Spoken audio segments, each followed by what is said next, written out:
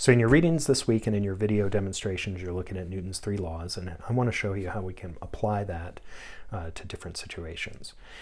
So we're going to look at an inclined plane as an example of how to do this. So I'm going to go ahead and start by drawing my inclined plane, like that, and I'm going to draw the horizontal like this. Okay. So if I put a box on that inclined plane, ignoring friction for the time being, I'm going to get gravitational force is going to be pushing straight down like that. Normal force is going to be perpendicular to the surface right there. And our acceleration is going to be down the plane like that. Now I drew this, let's label some of these things here. We'll call this gravity, we'll call this normal.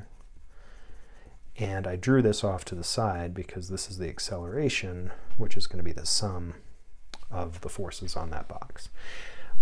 Now, if you look at this, the acceleration has components in both x and y direction, and I can simplify that by taking my inclined plane and rotating it so that the inclined plane is just horizontal, which makes the horizontal surface now inclined like this. And you'll see why I do this in just a second.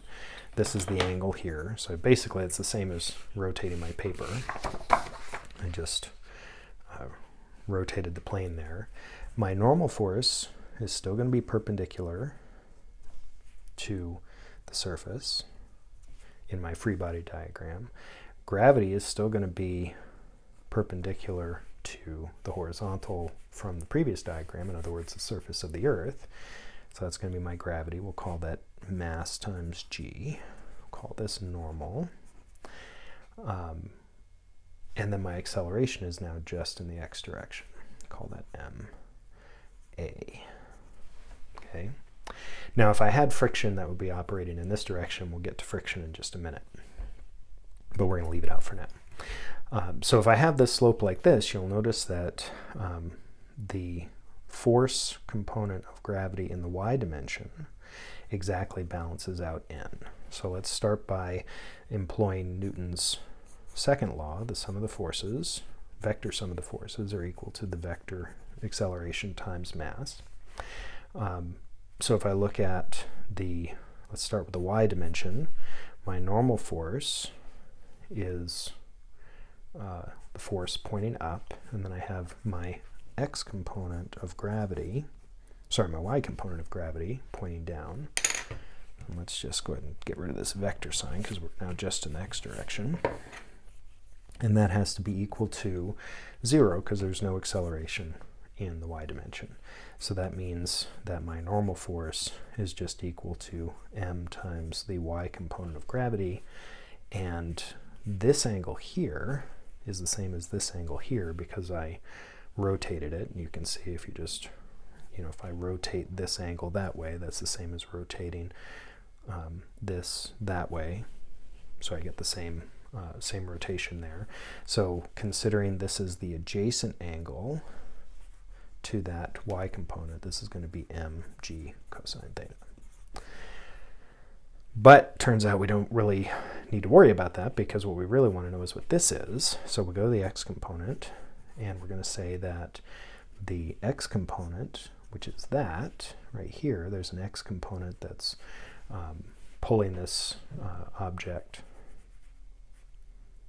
There's an x component this way. That's pulling this object. That's going to be equal to this ma. So I can say that the sum of the forces in the x direction are mass times g x, and it's moving in the negative x direction. There are no other forces acting, so that has to equal the mass times the acceleration in the x direction. And my masses are going to cancel, and then I just need to worry about breaking this up into components. So this is going to be minus g times the sine of theta, because this is the opposite angle. And that's equal to my acceleration in the x direction. So the x acceleration is equal to minus g times the sine of theta.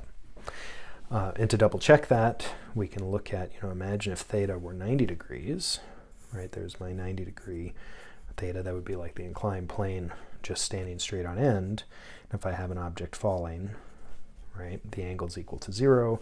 The sine of 0, sorry, the angle is equal to 90. The sine of 90 is 1. And so that's just minus g, which is what we get for an object in free fall.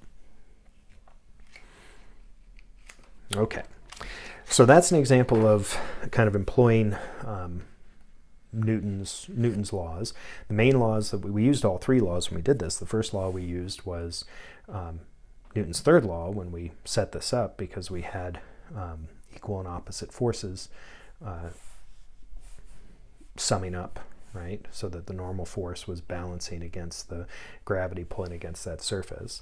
We used Newton's second law when we computed the sum of the forces.